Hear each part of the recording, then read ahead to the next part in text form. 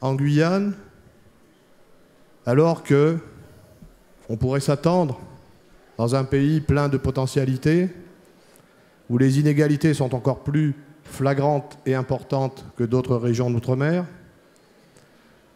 qui est frappé par sa situation géographique, physique, par des problématiques d'interrogation dans ses relations à ses voisins, qui ne peuvent pas être placés uniquement sur le plan de l'immigration,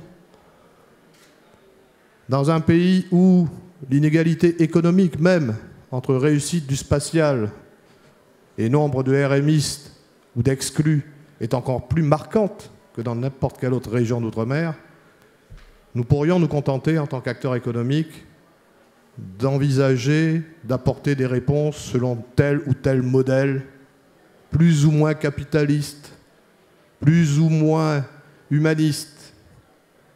Mais mon expérience personnelle des États généraux en Guyane a montré que la préoccupation des populations se plaçait d'abord sur une problématique qui est une problématique d'actualité, qui est une problématique de gouvernance, qui est une problématique de savoir sur quel modèle et dans quel modèle nous allons nous développer demain.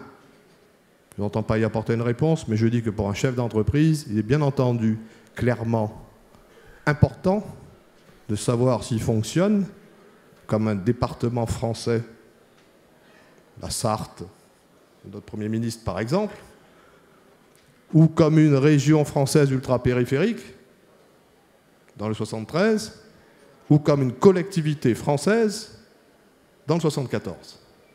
Des décisions d'investissement que nous sommes amenés à prendre, des décisions d'embauche, des projets d'avenir de nos entreprises sont étroitement liés aux réponses à cette question.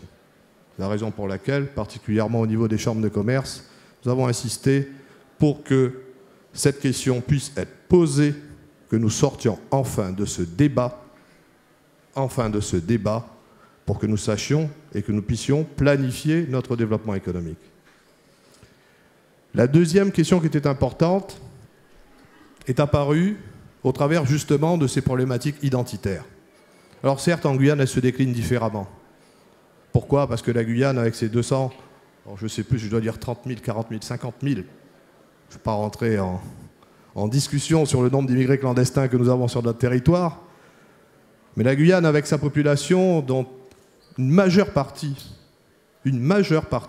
est clairement d'origine non française et non européenne. Se pose la question de la construction. Il ne s'agit pas de la recherche, il ne s'agit pas de la retrouver, il ne s'agit pas de réconcilier, il s'agit de la construire. C'est donc encore un risque, encore pire. Et c'est là que je me disais que j'espère que nous aurons la sagesse de suivre les exemples que vous allez nous montrer ou que vous nous avez déjà montrés en matière de réconciliation identitaire, notamment par rapport à l'histoire particulière de la Guadeloupe, de la Martinique ou celle de la Réunion.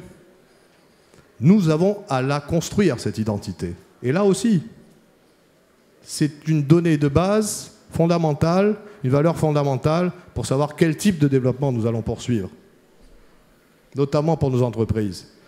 Donc, en propos un peu liminaire, puisque je ne vais pas être très très long, j'espère ne pas vous avoir trop déçu en ne vous ouvrant pas pour l'instant aux problématiques des modèles de développement.